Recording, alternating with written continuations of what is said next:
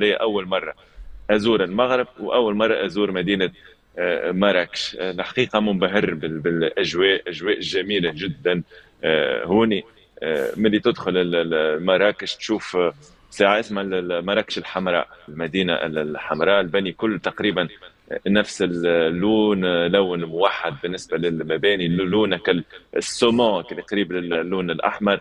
نظافة، نظام، الحقيقة إمكانيات كبيرة للمدينة هذه على المستوى السياحي. عملت جولة في المعالم متاع المدينة يوم أمس، والحقيقة معجب جدا بالمدينة وبالأجواء. وثاني مرة مدينة مراكش تنظم حفل الكاف ووردز بعد العام الماضي. العام اللي قبله 2022 كانت في الرباط. وطبعا المغرب تستعد لتنظيم كأس العام العام القادم